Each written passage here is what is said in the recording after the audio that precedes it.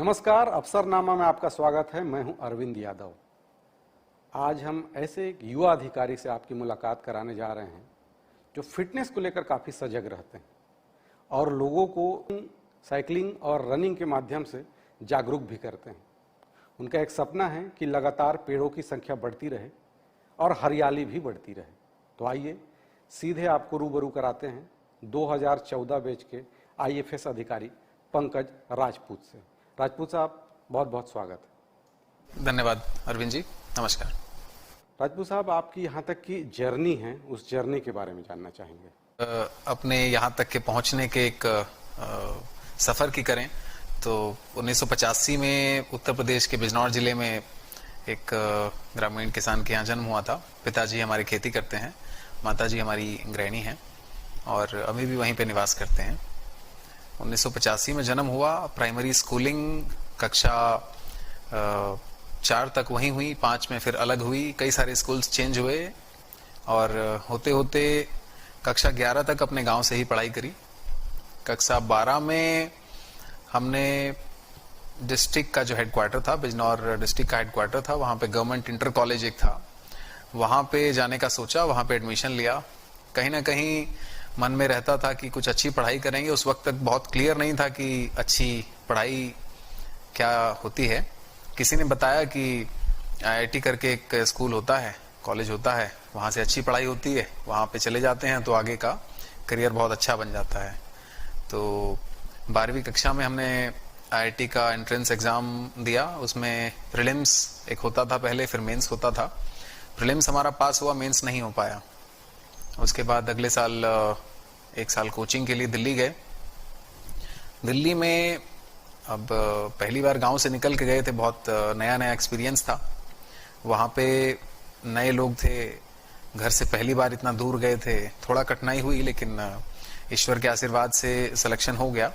IIT Madras में दाखिला हुआ। IIT मद्रास की जर्नी भी अपने आप में एक बहुत इंटरेस्टिंग है। IIT मद्रास साउथ इंडिया में है। साउथ इंडिया में सामान्यतः किसी भी कॉलेज में हिंदी भाषी लोग तो होते हैं, लेकिन हिंदी बोलते नहीं हैं। आपस में जो बोलचाल की भाषा होती है वो भी अंग्रेजी होती है। हम पूरी तरह से हिंदी माध्यम से ही पढ़े हुए थे। तो पहली बार जब वहाँ पे पहुँचे, मम्मी और पापा दोनों लोग ट्रेन से गए थे, छोड़ के आए और थोड़ा सा होमसिक भी लग रहा था। लेकिन उससे ज़्यादा दिक्कत हुई कि जब देखा कि आसपास सारे लोग अंग्रेजी बोल रहे हैं तो बहुत ही इन्फीरियर महसूस होना शुरू हुआ। अंग्रेजी बोलने का जो एक प्रचलन होता है वो वेस्टर्न यूपी में बिल्कुल नहीं है। तो उसी को देखते हुए फिर हम जब वहाँ पहुँचे तो हालांकि अंग्रेजी ग्रामर से आती थी, लेकिन अंग्रेजी बोलने की प्रैक्टिस नहीं थी। तो समझ में ठीक ठाक आ जाता था, तो बोलने की बिल्कुल प्रैक्टिस नहीं थी। तो पहले सेमेस्टर में एक्चुअली ऐसा हुआ कि हमको लगा हमसे तो ना हो पाएगा, छोड़ के चले जाएंगे। और कुछ दोस्त बने हमारे बगल में, जो आज हमारे बहुत अच्छे मित्र हैं, आसिफ रहते थे। और उन्होंने फिर थोड़ा सा एक बहुत अच्छी बात बताई कि अंग्रेजी में ही सोचिए। ज़्यादातर हिंदी भाषी क्षेत्रों से आने वाले जो छात्र होते हैं वो एक बहुत बड़ी गलती करते हैं कि वो हिंदी में सोचते हैं और उसके बाद उसको अंग्रेजी में ट्रांसलेट करके बोलने का प्रयास करते हैं। तो उन्होंने एक बहुत अच्छी बात बोली कि अंग्रेजी में ही सोचिए। कहीं ना कहीं वो हेल्प किया। तो वहाँ से फिर अंग्रेजी स्पीकिंग के लिए एक छोटा सा कोर्स किया महीने भर का। उसके बाद फिर अगले 2 साल तक मैं घर नहीं आया और वहीं पे रह के जितनी भी छुट्टियाँ होती थी, उन छुट्टियों में द हिंदू करके एक पेपर होता है, थोड़ा कठिन अंग्रेजी वाला होता है। उससे रोज शब्द लिखना, रोज उसको पढ़ना और उन शब्दों को हिंदी में समझ के, इनफैक्ट अंग्रेजी में वाक्य में समझ के और हिंदी उसकी क्या होती है वो समझ के याद करना शुरू किया। तो अंग्रेजी बोलना शुरू हुआ। कॉलेज का जब फाइनल ग्रेजुएशन होना था, उससे कुछ समय पहले से पिताजी से जैसे चर्चा हुई कि भाई किसी प्रशासनिक सेवा में जाना है और या तो IAS या फिर IPS या फिर IFS, ऐसी किसी नौकरी में जाना है। तो कहीं ना कहीं मन में था, लेकिन कोई बहुत ज़्यादा दिशा निर्धारित नहीं थी। बात सिविल सर्विसेज की हो रही है। सिविल सर्विसेज की तैयारी करने के लिए जैसा कहीं ना कहीं समझ में आता है कि पुराना कोई बैकग्राउंड होता है, पीछे कोई आदमी बता रहा होता है ऐसा पढ़ो, ये न्यूज़पेपर पढ़ो, ये किताबें पढ़ो। तो ऐसा कभी बहुत ज़्यादा रहा नहीं। तो ऐसे में चूंकि थोड़ा सा रूरल बैकग्राउंड से थे, पिताजी हमारे बहुत संपन्न नहीं हैं, तो कहीं ना कहीं ऐसा समझ में आया कि सिविल सर्विसेज की तैयारी करने में जो खर्चा होना है वो खुद से निकालना होगा। तो फिर एक नौकरी ज्वाइन की, दिल्ली में आके 3 साल नौकरी करी। नौकरी करने के साथ साथ थोड़ा बहुत पढ़ाई की, लेकिन पहली बार दिल्ली में आए थे, अच्छे पैसे मिल रहे थे, तो शायद कहीं ना कहीं पढ़ाई में चूक हो गई, पढ़ाई उतने अच्छे से हमारी नहीं हो पाई। और फाइनली जब समझ में आया, 3 साल बीत गया कि ऐसे तो पढ़ाई हो नहीं पाएगी, तो नौकरी छोड़ के उसके बाद फिर पढ़ाई करना शुरू किया। और अब किस्मत की बात कहें या क्या कहें कि हमने 4 अटेम्प्ट सिविल सर्विसेज के दिए, इंटरव्यूज दिए, लेकिन फाइनल उसमें सिलेक्शन हमारा नहीं हो पाया। तो हमारे एक मित्र हैं सुधीर, उन्होंने बोला कि फॉरेस्ट सर्विस का भी एग्जाम होता है। तो ये मानने में कोई शर्म की बात नहीं है कि बाई चांस ही हमने फॉरेस्ट सर्विस का एग्जाम दिया था। और उस वर्ष से सिविल सर्विसेज का और फॉरेस्ट सर्विस दोनों यूपीएससी कंडक्ट कराता है, और दोनों का प्रीलिम्स सेम हुआ था। अब चूंकि प्रीलिम्स हम लोग सिविल सर्विसेज की तैयारी कर ही रहे थे ठीक से, तो इजीली इसमें सिलेक्शन हो गया। चांस की बात थी कि मेंस में भी हो गया और इंटरव्यू में हो गया। उसके बाद फॉरेस्ट सर्विस में सिलेक्शन हुआ और आगे बढ़े, ज्वाइन किया। और जब नौकरी ज्वाइन करी तो देहरादून में ट्रेनिंग एकेडमी है, देहरादून पहुंचे। 2 साल की लगभग ट्रेनिंग होती है फॉरेस्ट सर्विस की। देहरादून एकेडमी है, बहुत सुंदर जगह है, फॉरेस्ट रिसर्च इंस्टीट्यूट है, उसके अंतर्गत IGNF Indira Gandhi national forest academy बना हुआ है, वहां पे ट्रेनिंग होती है। फॉरेस्ट सर्विस की नौकरी 2014 बैच से छत्तीसगढ़ में ज्वाइन किए हैं। भारतीय वन सेवा है और छत्तीसगढ़ कैडर में है। सर, किसी भी सफलता के लिए परिवार का सहयोग बहुत महत्वपूर्ण होता है, तो इस सफलता में आपके परिवार का सहयोग किस प्रकार से आपको मिला? मैं इसको सहयोग बोलूं या आशीर्वाद बोलूं या मार्गदर्शन बोलूं या सैक्रिफाइस बोलूं, मुझे लगता है मेरी मम्मी और पापा दोनों ने बहुत पहले से ये किया है। शुरुआत करें तो जब IIT की कोचिंग करने के लिए जाना था तो बहुत बड़ा खर्चा था दिल्ली में, तो वो खर्चा किया गया। उसके बाद जब IIT की पढ़ाई हो रही थी, उसकी फीस भी काफ़ी होती थी, वो फीस में कहीं ना कहीं मम्मी पापा ने सेक्रीफाइस किया। उसके बाद जब सिविल सर्विसेज की तैयारी करने लगे तो कुछ पैसा हमने अपनी नौकरी से बचाया, लेकिन उसके बाद फिर जब वो पैसा खत्म हो गया तो भी कहीं ना कहीं मम्मी पापा के ऊपर ही आश्रित रहे। छोटी बहन हमारी थी, वो गांव में पढ़ाई करती थी। कहीं ना कहीं ये बात भी एक्सेप्ट करने वाली है कि उनकी पढ़ाई भी कहीं ना कहीं बाधित हुई और उतने अच्छे से नहीं हो पाई, क्योंकि हमारी पढ़ाई में खर्चा ज़्यादा होना था। तो शुरुआत करें बचपन में, जहाँ से पिताजी हमको हमेशा इंस्पायर करते थे छोटी छोटी बातों को लेके। माताजी हमको बहुत अच्छा इमेजिनेशन के साथ गणित पढ़ना सिखाती थी।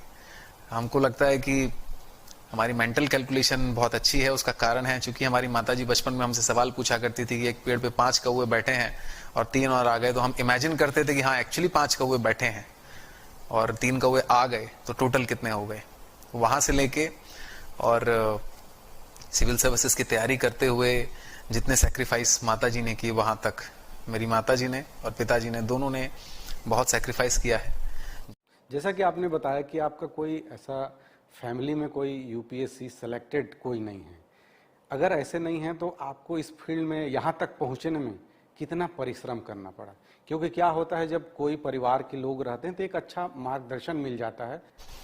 बिल्कुल सही क्वेश्चन आपने पूछा है, और ये सवाल ऐसे बहुत सारे एस्पिरेंट्स पूछते हैं और उनके लिए जवाब की आवश्यकता उनको होती है कि कैसे करें, आगे कहाँ बढ़ें।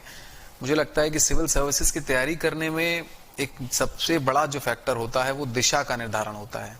कौन सी दिशा में पढ़ाई करें, कितना पढ़ाई करें। अगर ऑप्शनल के रूप में, एक ऑप्शनल सब्जेक्ट जैसे होता है, ऑप्शनल सब्जेक्ट के रूप में फिजिक्स लिया जाए तो कितना फिजिक्स पढ़ें। क्या क्वांटम फिजिक्स पढ़ना है तो क्वांटम फिजिक्स में सारी की सारी थ्योरीज और सारे फॉर्मूले याद करने हैं, या फिर सुपरफिशियली उसको पढ़ के काम चल जाएगा। पब्लिक एडमिनिस्ट्रेशन अगर विषय उसमें लिया गया है तो कितना पढ़ना है। क्या उसमें पब्लिक एडमिनिस्ट्रेशन का मास्टर्स लेवल का जो पढ़ाई है या PhD लेवल की पढ़ाई है वो करनी है, या फिर मोटा मोटा सारे सिद्धांत को जान जाएं और उसको उत्तर लिख दें, उससे काफ़ी होगा। तो ये दिशा का निर्धारण करना बहुत ज़रूरी होता है। और सिविल सर्विसेज में 4 अटेम्प्ट देने और उसमें असफल होने का जो कारण कहीं ना कहीं रहा वो ये रहा कि शुरू में वो दिशा का निर्धारण बहुत सही से नहीं हो पाया। अगर किसी एस्पिरेंट को शुरू से मार्गदर्शन मिले तो संभवतः उसका कम से कम 2 साल का समय बच जाएगा। ये मार्गदर्शन उसके किसी टीचर के द्वारा हो सकता है जो सिविल सर्विसेज की तैयारी को जानते हों, या उनके माता पिता, या फिर किसी रिश्तेदार के माध्यम से, या फिर किसी ऐसे स्वयं जो व्यक्ति सिविल सेवा में है उनसे बातचीत करके हो सकता है। अगर ये बातचीत हो जाएगी तो किसी भी एस्पिरेंट को बहुत इजीली 2 साल का समय बचेगा। तो मार्गदर्शन सही हो ये बहुत आवश्यक है, चाहे वो सिविल सर्विसेज का एग्जाम हो, या इंडियन फॉरेस्ट सर्विस का एग्जाम हो, या इस तरह का कोई भी कॉम्पिटिटिव एग्जाम हो जिसमें कंपटीशन उस स्तर का होता है। सर, आपने बताया कि यूपीएससी में आपने 4 अटेम्प्ट दिया और चारों में आपको सफलता नहीं मिली। कई बार ऐसा होता है कि जो आज के नए जनरेशन के बच्चे हैं वो 2-3 अटेम्प्ट के बाद अपना धैर्य खो देते हैं, उनके लिए क्या सलाह है? क्योंकि आपने 4 अटेम्प्ट दिया, सिलेक्शन नहीं हुआ, उसके बाद भी आप डटे रहे और आपने सफलता अर्जित की। इसमें कहीं ना कहीं देखना होगा कि आजकल के बच्चों में पेशेंस की कमी है। वो हर जनरेशन में होता है, लेकिन आजकल क्विक फिक्स का जमाना है। हर व्यक्ति को कोई प्रॉब्लम दिखती है तो तुरंत सॉल्यूशन चाहिए होता है। सिविल सर्विसेज की प्रिपरेशन अपने आप में एक ऐसा चैप्टर है जिसमें इंसान की सबसे बड़ी टेस्टिंग परसिवरेंस की होती है, उसके धैर्य की परीक्षा होती है। आप फेल हो जाएंगे, कैसे उसको डील करेंगे? क्योंकि अधिकांश जो सफल कैंडिडेट्स होते हैं वो पहले अटेम्प्ट में नहीं होके आते हैं, वो दूसरे, तीसरे, चौथे, कई बार 5वें अटेम्प्ट तक भी सफल होके आते हैं।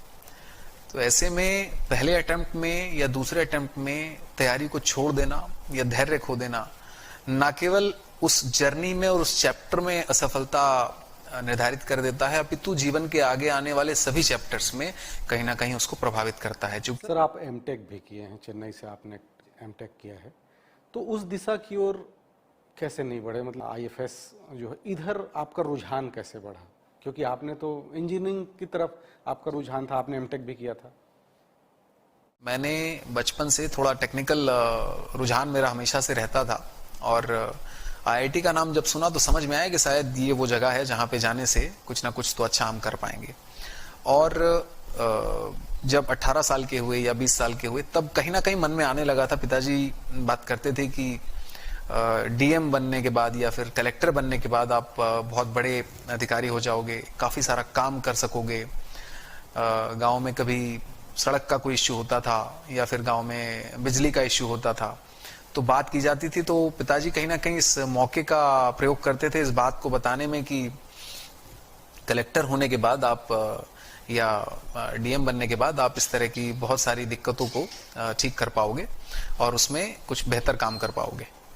तो उस टाइम से सोचा गया कि हो सकता है कि ये तैयारी अगर हम करेंगे तो बेहतर करेंगे, लेकिन एक्चुअल तैयारी करने का जो डिसीजन हुआ वो ग्रेजुएशन के अंतिम ईयर में हुआ कि अब वो समय आ गया है कि किसी अखिल भारतीय सेवा की तैयारी की जाए, यूपीएससी की तैयारी की जाए, डे टू डे की भाषा में बोलते हैं आईएएस की तैयारी की जाए।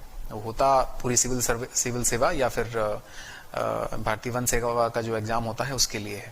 सर, भारतीय वन सेवा में आने से पहले आप कोचिंग भी, ऑनलाइन कोचिंग भी देते थे। दर्शकों को बताना चाहेंगे कि आप कोचिंग भी देते थे, और कोचिंग का अभी के बात करें, अभी वर्तमान परिदृश्य में बात करें तो कोचिंग एक ऐसा व्यवसाय है जो कहीं अन्य व्यवसाय से ज़्यादा लाभ दे रहा है, अन्य नौकरियों से ज़्यादा लाभ दे रहा है। जी, अगर लाभ की बात करें अरविंद जी, तो मैं बताना चाहूँगा कि मैंने ऑन एंड ऑफ लगभग 5 से 6 साल कोचिंग ही इंडस्ट्री में पढ़ाया है। मैंने पहले आईआईटी की कोचिंग के लिए पढ़ाया है 3 साल, उसके बाद फिर ऑनलाइन 10th 11th के बच्चों को पढ़ाया है, उसके बाद सिविल सर्विसेज के एग्ज़ाम के लिए, प्रीलिम्स के लिए विशेष रूप से सीसैट का एग्ज़ाम जब इंट्रोड्यूस किया गया था उसमें करियर लॉन्चर में पढ़ाया है। उसके बाद बैजूस क्लासेस होता है, मैंने उसमें पढ़ाया है। उसके बाद बैजूस क्लासेस में आईआईटी की कोचिंग देने के लिए 8th 9th 10th के बच्चों को साइंस पढ़ाया है। तो टीचिंग से कहीं ना कहीं एक जुड़ाव हो गया था, लेकिन आईआईटी से ग्रेजुएशन करने के बाद टीचिंग इंडस्ट्री में जाने की एक बहुत इंटरेस्टिंग कहानी है। आईआईटी कैंपस में एक छोटा सा एडवर्टाइजमेंट लगा था जो पैकेज बताता था कि कितना पैकेज फिटजी ऑफर कर रहा है।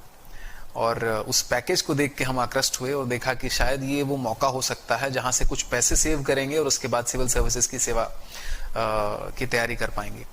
सिविल सर्विसेज की तैयारी अपने आप में एक चैलेंज है। वो ना केवल बहुत टाइम कंज्यूमिंग है, एनर्जी कंज्यूमिंग है, अपितु बहुत रिसोर्स कंज्यूमिंग भी है। बहुत खर्चा लगता है, बहुत पैसा लगता है। उतना पैसा संभवतः सीधे सीधे घर से हम लेने की स्थिति में नहीं थे। तो जब एक तरफ मौका दिखा कि कोचिंग में पढ़ाने के बाद उतना पैसा मिल पाएगा, जिस पैसे के बेसिस पे, जिस पैसे से तैयारी करके सिविल सर्विसेज की तैयारी हो पाएगी, तो हमने वो मौका चुना और दिल्ली में आके कोचिंग में पढ़ाना शुरू किया। ज्वाइन करने से तुरंत बाद लगभग 70,000 रुपए का पैकेज पर मंथ उसमें मिलता था। लेकिन यहाँ वर्तमान सेवा में जब हमने ज्वाइन किया 2014 में, तो उस वक्त जो सैलरी थी उससे जस्ट पहले कोचिंग इंडस्ट्री उसका 5 गुना पैसा हमको देती थी। तो कहीं ना कहीं पैसे की अगर बात करें तो कोचिंग इंडस्ट्री एक बहुत ल्यूक्रेटिव इंडस्ट्री है, लेकिन समाज में आपकी रीच बहुत कम हो जाती है। हालांकि टीचिंग अपने आप में एक बहुत सेटिस्फाइंग करियर है, लेकिन जो समाज सेवा या जो प्रकृति की सेवा किसी भी अखिल भारतीय सेवा में, सिविल सर्विस में या फिर फॉरेस्ट सर्विस में आके की जा सकती है, वो कोचिंग में रह के तो संभव नहीं है। जब आप पहली पोस्टिंग छत्तीसगढ़ में काडर मिलने के बाद दंतेवाड़ा हुआ, क्योंकि सरकारी नौकरी में वो यादगार लम्हा होता है जब पहली पोस्टिंग जहाँ भी होती है, ऐसा क्या कुछ मेमोरी आपके मन में है? अरविंद जी, मैं दंतेवाड़ा में जब पहली पोस्टिंग हुई, पोस्टिंग ऑर्डर आया, तो फिर से एक बार मन में लगा कि पहले तो छत्तीसगढ़ काडर मिल गया और उसके बाद उसमें भी दंतेवाड़ा उस वक्त फेमस था। उससे पहले एक सीआरपीएफ की दुर्घटना हुई थी वहां पे और काफी जवान वहां पे शहीद हुए थे, तो मन में फिर वो डर था। तो जब पहली बार वहां पहुंचे और ज्वाइन किए तो श्री KR बढ़ई हमारे डीएफओ थे और अभी बलौदाबाजार में डीएफओ हैं। सर से जाके मुलाकात हुई, बहुत ही हम्बल पर्सनैलिटी है सर की, और सर के साथ मैं लगभग 2 महीना वहां पे रहा। और सर्किल जगदलपुर आता है दंतेवाड़ा का, तो जगदलपुर सर्किल में श्री तपेश झा साहब वहां पे सीसीएफ थे और उनसे जब पहली बार मुलाकात हुई तो एक्चुअली दंतेवाड़ा में सारे एरियाज एक्सेसिबल नहीं थे उस टाइम पे। तो बताया हमने सर को कि सर ऐसे ऐसे है और ट्रेनिंग वहां पे ज्वाइन कर ली है, और जो बेसिक ऑफिस की ट्रेनिंग थी वो तो वहां पे ज्वाइन की। बड़े साहब ने एक रेंज ऑफिसर का क्वार्टर था, उसकी मरम्मत करा के हमारे लिए तैयार किया। महीना 1.5 महीना में वो बेसिक मरम्मत उसका पूरा हुआ। लेकिन तब तक के लिए झा साहब ने आदेश दिया कि दंतेवाड़ा में ट्रेनिंग उतने अच्छे से हो नहीं पाएगी क्योंकि सारे एरियाज एक्सेसिबल नहीं है, तो आप जगदलपुर आ जाओ। तो लगभग 1.5 महीना की अवधि के बाद जगदलपुर ट्रांसफर हो गया फिर से, और इफेक्टिवली अगर मैं ट्रेनिंग कहूँ तो मेरी ट्रेनिंग जगदलपुर में 1 साल हुई है। वन विद्यालय का वहाँ पे एक कैंपस है गीदम रोड पे, उसके डायरेक्टर का बंगला था, बहुत पुराना बना हुआ है, उसमें रहना शुरू किया। और श्री राजू अगासीमनी सर वहाँ पे डीएफओ के रूप में पदस्थ थे। सर के सानिध्य में, तपेश झा सर के सानिध्य में वहाँ पे ट्रेनिंग हुई। कुछ समय बाद वहाँ पे रेंज चार्ज एक होता है, रेंज चार्ज किया गया।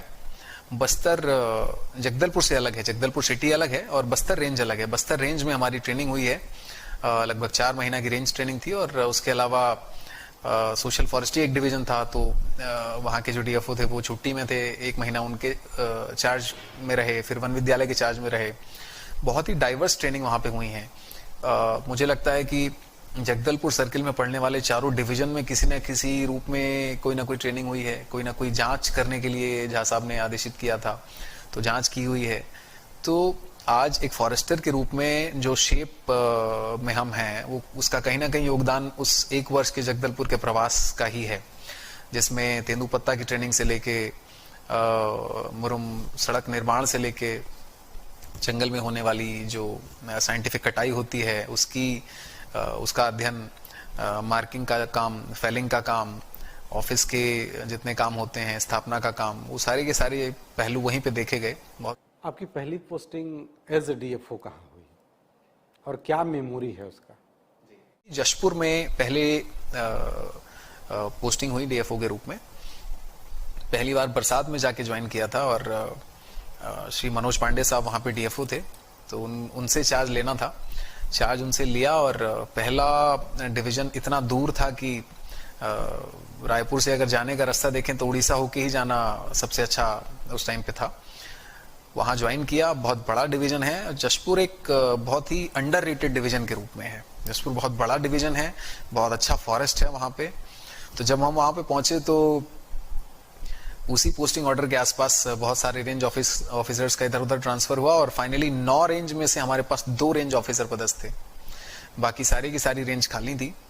तो नए चैलेंज के रूप में काम को लिया। ऑफिस हमारा ठीक था तो ऑफिस से कुछ सीखा और 9 रेंज ऑफिसर एक बहुत बड़ा संख्या होता है और 9 में से 2 ही ऑफिसर के रूप में पदस्थ होना तो बहुत मिसिंग लिंक था एक। तो साल भर बड़ी मेहनत से काम किया, बड़ी शिद्दत से काम किया और बहुत सारी ऐसी चीज थी जो डीएफओ के रूप में ना करते हुए रेंज ऑफिसर के रूप में उन चुनौतियों को देखा। जसपुर की जो पोस्टिंग थी वो काफ़ी चैलेंजिंग थी क्योंकि हाथी के हमले की खबरें लगातार जसपुर से आ रही थी। हाथी पर भी आपने वहाँ पे बहुत बेहतर काम किया। किस तरीके की आपने वहाँ पे काम किया ताकि लोगों को हाथी के हमले से निजात मिल सके? मैं अपने जशपुर के 1-1.25 साल की जो पदस्थिति रही उसमें अगर 4-5 कुछ अच्छे काम जिससे मैं पर्सनली संतुष्ट हूँ उनको अगर देखूं तो हाथी के ऊपर जो काम किया गया उसको मैं एक मानता हूँ। छत्तीसगढ़ राज्य में हाथी बहुत पहले से रहते थे, 1930 1935 के आसपास तक हाथी रहते थे। उसके बाद एक लंबा गैप रहा लगभग 50 साल का और जशपुर से ही हाथियों ने छत्तीसगढ़ राज्य में झारखंड से होकर उड़ीसा से होकर घुसना शुरू किया। झारखंड और उड़ीसा का और छत्तीसगढ़ का बॉर्डर जो है वो ट्राई जंक्शन पे जशपुर पड़ता है। क्योंकि जशपुर का जंगल अच्छा है, क्लाइमेट अच्छा है, तो हाथियों ने उस तरफ से घुसना शुरू किया और 1982-83 के आसपास से हाथियों ने वहां पे प्रवेश किया। धीरे धीरे बढ़े, संख्या बढ़ी। वर्तमान स्थिति में जहां लगभग 300 के आसपास हाथी छत्तीसगढ़ में रहते हैं, अगर औसत देखा जाए तो 80 से 90 हाथी किसी भी टाइम पे on an average Jashpur division में रहते हैं। 2017 में जब पहली बार वहां पोस्टिंग हुई तो सबसे पहले देखा कि जो रोज के न्यूज़पेपर्स थे उनमें यही खबरें भरी हुई थी कि हाथी से यहाँ नुकसान हो रहा है, हाथी से यहाँ डेथ हो रही है। अचानक से पहली पोस्टिंग ऐसा होने पे कोई डेथ हो जाए तो बहुत बड़ा पहलू होता है। तो ऐसे में ध्यान दिया गया कि कैसे किया जाए, क्योंकि पहली पदस्थापना थी और उससे पहले जो ट्रेनिंग हुई थी वो किसी भी हाथी प्रभावित क्षेत्र में नहीं रही थी। तो ऐसे में उस चैलेंज को देखा और समझा कैसे किया जाए। कुछ समय लगा, लगभग 2 महीने में समझ में आया कि इसका जो रूट कॉज है वो इंसान और हाथी का एक दूसरे को बेहतर रूप से ना समझना है। इनफैक्ट हाथी को चूंकि लगभग उस वक्त तक 30 साल हो चुके थे, तो 25 से 30 साल हाथी इंसान को समझ गया था। हाथी बहुत ही समझदार प्राणियों में से एक होता है और हाथी की मेमोरी और उसकी स्मेल करने की क्षमता है आश्चर्यजनक रूप से अच्छी होती है। ऐसे में इंसान हाथी को नहीं समझ पाया। इंसान जितना लेट करेगा हाथी को समझने में उतना हाथी मानव दंड होगा। ये हमें 2 महीने की पदस्थिति में समझ में आ गया। तो हमने पूरा फोकस फिर इस बात पे किया कि हाथी की ट्रैकिंग की जाए और हाथी के बारे में लोगों को बताया जाए कि जब हाथी आ जाएगा तो आपको क्या करना है। हाथी मानव द्वंद का शॉर्ट टर्म में जो सोल्यूशन है वो सिर्फ और सिर्फ ये है कि इंसान समझ जाए कि हाथी के आने पे क्या करना है और हाथी के आने की तैयारी कैसे करनी है। गज यात्रा नाम से हमने एक प्रोजेक्ट वहां पे लॉन्च किया। एक वाहन को हाथी का शेप दिया और उसमें कुछ पोस्टर, पैम्फलेट और इस तरह की चीजें साथ में यूज करने के लिए दिया। एक गाड़ी जो थी, गाड़ी अपने आप में सेल्फ सफिशिएंट थी। उसमें एक प्रोजेक्टर, एक पर्दा और एक स्पीकर साउंड सिस्टम और ये सब सामान लगा के हमने गाड़ी ऐसे सारे गांवों में भेजना शुरू किया जहां पे हाथी प्रभावित क्षेत्र थे और लोगों के साथ जाके चर्चाएं की। पहले सब डिवीजन स्तर पे, उसके बाद रेंज स्तर पे कार्यशालाएं की। हमने खुद जाके वहां पे बातचीत की। वरिष्ठ अधिकारियों का भी मार्गदर्शन और सहयोग उसमें रहा। कई बार सीसीएफ साहब खुद आते थे, मुख्यालय से एपी सीसीएफ साहब आते थे। लेकिन लगभग 170 दिनों तक हमने लगातार वो वाहन चलाया, लोगों के साथ जाके बातचीत की, लोगों को समझाया कि हाथी क्या है, हाथी के आने पे क्या करना है, क्या नहीं करना है, हाथी के साथ डील कैसे करना है। ईश्वर का आशीर्वाद रहा, गणेश भगवान की कृपा रही कि उससे पिछले वर्ष जहां 17 डेथ हाथी से एक वर्ष में हुई थी, उस वर्ष मात्र 7 डेथ हाथी से हुई। तो कहीं ना कहीं वो जो प्रयोग हमारा था वो सफल रहा और जशपुर के 1-1.25 साल के उस टेन्योर में शायद सबसे ज्यादा संतोष जिस बात का है वो हाथी मानव द्वंद को कम करने का ही है। आप महासमुंद एज ए डीएफओ, यहाँ भी हाथी के सेम प्रॉब्लम है। वहाँ की कंडीशन और यहाँ की कंडीशन में क्या अंतर है, क्योंकि लगातार यहाँ भी हाथी के हमले से लोगों की मौत हो रही है और अभी तक पिछले 6 सालों में लगभग 32 लोगों की मौत हो गई है। एक्चुअली जो भूमिका मैं पहले रखा था उसी भूमिका को अगर थोड़ा और ध्यान से देखें तो महासमुंद में हाथी का जो विचरण हुआ है वो और भी लेट शुरू हुआ है। लगभग 2014-15 के आसपास से हाथी का यहाँ 1-2 हाथियों का विचरण शुरू हुआ है। हो क्या रहा है कि कहीं ना कहीं हाथी का हैबिटेट उतना अच्छा नहीं रहा है जितना होना चाहिए। हाथी एक रेंजिंग एनिमल होता है, हाथी दूर तक जाता है। जैसे टाइगर एक टेरिटोरियल एनिमल होता है, टाइगर अपनी टेरिटरी निर्धारित करता है और मोस्टली उसके अंदर रहता है। हाथी रेंजिंग एनिमल होता है। हाथी कुछ समय, साल भर 6 महीना किसी एक जगह रहेगा, फिर रेंज करके जाएगा दूर तक, वापस आ जाएगा। लेकिन चूंकि हाथी का जो ओरिजिनल हैबिटेट है वो शायद उतना अच्छा नहीं रह गया है, तो हाथी दूर तक रेंजिंग करके जाता है और वहीं ठहर जाता है, नए रहवास तलाश करता है। हाथी का आगमन जब छत्तीसगढ़ में हुआ था तो जशपुर में हुआ था। तो जशपुर, कोरबा और सूरजपुर, अंबिकापुर उस तरफ के जो इलाके हैं वो लगभग 25 साल से हाथी की समस्या को देख रहे हैं। तो लोगों ने जान लिया है कि हाथी के साथ व्यवहार कैसे करना है। सीधी सी बात है, हाथी और मानव 2 पड़ोसी हैं जो एक दूसरे को अगर बेहतर जान लेंगे तो घटनाएं कम होंगी, द्वंद्व कम होगा। महासमुंद में यही जानने वाली जो प्रक्रिया है ये कुछ ही अभी 7-8 साल से शुरू हुई है। तो इंसानों ने हाथी को ठीक से कहीं ना कहीं जाना नहीं है, तो जो घटनाएं हैं वो थोड़ा तेजी से हुई। चूंकि हाथी नया नया आया, पहली बार आया, ना तो विभाग या वनमंडल उस तरफ पूरी तरह से तैयार था और ना ही विशेष रूप से कहा जाए तो ना ही ग्रामीण तैयार थे। तो जशपुर की सेटिंग और महासमुंद की सेटिंग में एक विशेष अंतर यही माना जाएगा कि जशपुर में लोगों ने लगभग 25 साल से हाथी के साथ रहना सीख लिया है। महासमुंद में वो होने में समय लग रहा था, तो तुरंत इसका सॉल्यूशन सामने समझ में आया कि गजयात्रा चलाने की यहाँ पे आवश्यकता है। उसी तर्ज पे काम करते हुए हमने पिछले साल अक्टूबर से हमने गजयात्रा लॉन्च की है। और मैं पुनः कहूंगा, गणेश भगवान का आशीर्वाद है, ईश्वर का आशीर्वाद है कि उसके बाद से अभी तक एक भी घटना हाथी से इंसान की मृत्यु की, इंसान के चोट लगने की या हाथी की मृत्यु की अभी तक नहीं हुई है। उसी दिशा में प्रयास है और अभी काफी लंबी दूरी इसमें तय करनी बाकी है महासमुंद में। चूंकि लगभग 35 गांव हमने अभी तक कवर किए हैं गजयात्रा के माध्यम से और लगभग 100 स्कूल हमने कवर किए हैं। काफी ज्यादा संख्या में हमारे पास स्कूल कवर करने हैं और लगभग 120 गांव हमको और कवर करने हैं, जिनमें जाके हम लोग हाथी के बारे में बताते हैं। गाड़ी वहां जाती है, एक मूवी दिखाती है जिसमें हाथी के सामान्य व्यवहार के बारे में, हाथी और इंसान के बीच का जो रिश्ता है उस रिश्ते को मानव की ओर से कैसे निभाना है, इसके बारे में वो मूवी बताती है। तो हर गांव में जाके छत्तीसगढ़ी भाषा में वो मूवी बनाई गई है और हर गांव में जाके उसका संचालन हम लोग कराते हैं। एक बहुत अच्छी टीम है जो जाके एक संवाद स्थापित करती है, गांव वालों को समझाती है कि कैसे व्यवहार करना है जब हाथी आए। तो ईश्वर का आशीर्वाद है कि वो घटनाएं कम हुई और ऐसी आशा है कि आगे भी इस तरह की घटनाएं कम होंगी। सर, वन विभाग में आने के बाद क्या सपना है आपका विभाग को लेकर? विभाग में क्या ऐसा काम किया जाए जिसका लाभ सभी लोगों को मिले, विभाग के साथ साथ आम जो जनता है वो भी उसका लाभ प्राप्त कर सके? जो राज्य सरकार है उसकी परिकल्पना को देखें, केंद्र सरकार की परिकल्पना को देखें, तो वन विभाग का जो स्थापना किया गया है वो इसलिए किया गया है कि जो ऑलरेडी फॉरेस्टेड एरियाज हैं उनका, या जो फॉरेस्ट एरियाज हैं उनका सही ढंग से संचालन हो, संवर्धन हो, जो वन्य प्राणी उनमें रहते हैं वो बने रहें, बढ़ते रहें, सुरक्षित रहें। एट द सेम टाइम जो फॉरेस्ट पे डिपेंडेंसी है लोगों की वो धीरे धीरे कम हो जाए ताकि वनों का संवर्धन बेहतर तरीके से हो सके। तो इसमें ना केवल वनों के मैनेजमेंट की बात हो रही है, ना केवल फॉरेस्ट के मैनेजमेंट की बात हो रही है, अपितु जो वर्तमान की स्थिति में जंगल पर आश्रित लोग हैं उनके भी सुख सुविधाओं में बढ़ोतरी की बात हो रही है, उनके भी प्रबंधन की बात हो रही है। ऐसे में मुझे लगता है कि इतने सारे पहलुओं को एक कोई भी ऑफिसर कभी भी पूर्ति नहीं कर पाएगा। तो हर ऑफिसर अपने अपने जहन में कहीं ना कहीं कोई एक लक्ष्य निर्धारित करता है कि इस दिशा में मैं काम करना चाहूंगा। ये लक्ष्य हैं जो मैं रखना चाहूंगा अपने लिए और उस दिशा में अपने नॉलेज को बढ़ाऊंगा और अपनी सेवाएं समाज को और विभाग को दूंगा। हमको ऐसा लगता है कि 2 नए पहलू हैं जो रिलेटिवली नए पहलू हैं जिन पे ध्यान दिया जाना आवश्यक है।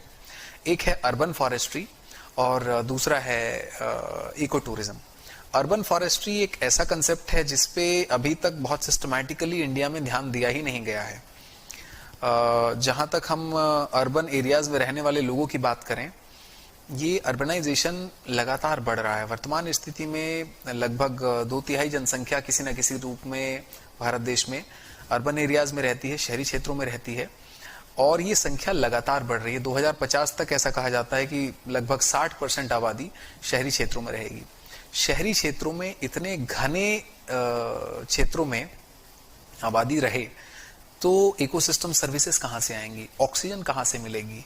जो पार्टिकुलेट मैटर सस्पेंडेड पार्टिकल्स के रूप में, धूल के रूप में उड़ते रहते हैं, जो हमारी लगातार सांस लेने की प्रक्रिया में हमारे अंदर जाते हैं, वो कम कैसे होंगे? ऐसे में अर्बन फॉरेस्ट्री बहुत ही इंपॉर्टेंट हो जाती है। अर्बन फॉरेस्ट्री एक ऐसी विधा है जो फॉरेस्ट्री के अंग के रूप में विकास किए जाने की आवश्यकता है। अर्बन क्षेत्र में की जाने वाली फॉरेस्ट्री नॉर्मल फॉरेस्ट एरिया में की जाने वाली फॉरेस्ट्री से बहुत ही अलग है। यहाँ पे जहाँ एक और हम लोग जंगल के अंदर प्रोडक्शन फॉरेस्ट्री की बात करते हैं, जिससे लकड़ी का भी उत्पादन हो, एट द सेम टाइम ग्रामीणों की आवश्यकताओं की पूर्ति भी हो, लेकिन अर्बन फॉरेस्ट्री में जब हम लोग वनीकरण की बात करेंगे तो उसमें शहरी क्षेत्र में ऑक्सीजन कैसे बेहतर मिले, उड़ने वाली धूल कैसे कम से कम हो, कैसे सस्पेंड हो, शोर कैसे अधिक से अधिक एब्जॉर्ब हो जाए, और दिखने में कैसे वो इलाका सुंदर लगे, हरियाली दिखे। ये कैसे संभव होगा? आम जनता का कैसा इसमें जुड़ाव होना?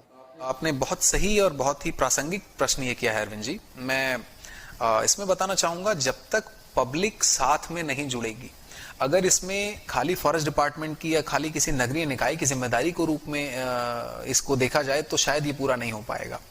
इसमें लोगों को भी साथ में लेके चलना होगा, क्योंकि जिन क्षेत्रों में इन वृक्षों को लगाया जाना है बहुत सिस्टमैटिक नहीं है। भारत देश के या छत्तीसगढ़ राज्य के अधिकांश जो शहर हैं, जो नगरीय निकाय हैं, वो सिस्टमैटिकली बसे हुए नहीं हैं।